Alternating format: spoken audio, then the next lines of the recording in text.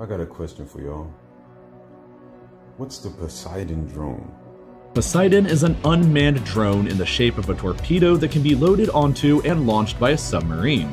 A Poseidon drone could also remain dormant in a box on the ocean floor, just waiting for a signal to come back to life before carrying out its apocalyptic attack, like a Reaper from Mass Effect. Either way, once a Poseidon is armed and activated, it can have a range of 10,000 kilometers, and it slowly travels across the ocean ominously towards its target over a period of weeks or even months. The drone travels so slowly in order to avoid detection, but when it's nearby an enemy coastline, it rushes ahead at over 100 miles per hour to get close enough to detonate its nuclear bomb before it's detected. The bomb that the Poseidon drone carries is allegedly the most powerful nuclear device ever created, capable of unleashing a completely insane 200 megatons of explosive power, and all of it underwater.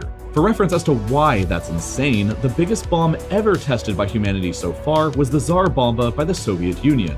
That bomb destroyed every building in a 55-kilometer radius, caused third-degree burns 100 kilometers away, and shattered windows that were 900 kilometers away. It was detonated here in Novaya Zemlya and shattered windows all the way over here in northern Norway and Finland. The shockwave from the explosion circled the entire Earth 3 times, and despite all of that awesome power, it was only 50 megatons. The Poseidon bomb has 4 times that amount of power.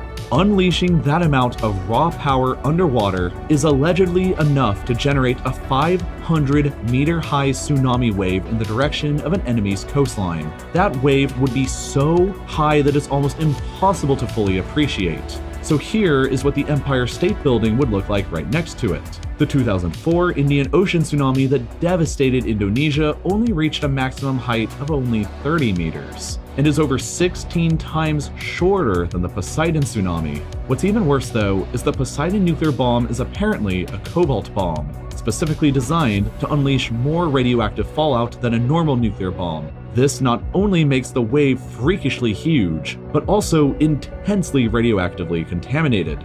So now imagine you're just chillin', hanging out on the coast, and you notice a 500-meter high radioactive death tsunami bearing down on you. What would you do in that situation?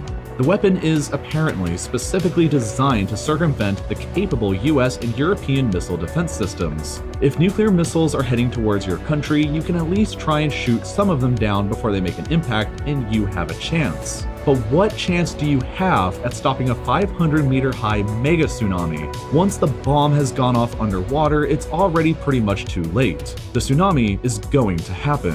This is a simulated flood projection that was developed by the University of Washington if only a 100 megaton bomb was detonated underwater off the coast of Long Island. But even a 100 megaton bomb would apparently flood the entirety of Long Island, all of New York City, and significant portions of Connecticut, New Jersey, and other areas. As mentioned previously, the Poseidon bomb has double that amount of power.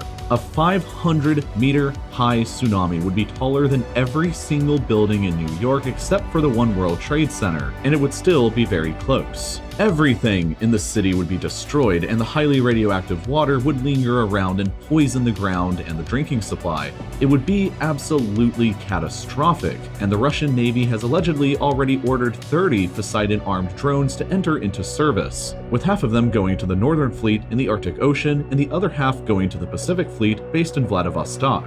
The Poseidon drones are a weapon only of last resort, with enough power to give their operators the equivalent power of an angry god from 1,000 years ago. They are to be used only as a last-ditch effort when all other hope for Russia during a war seems lost. They will probably and hopefully never be used, because once initiated, there's never any going back. Well, if you didn't know, now you know.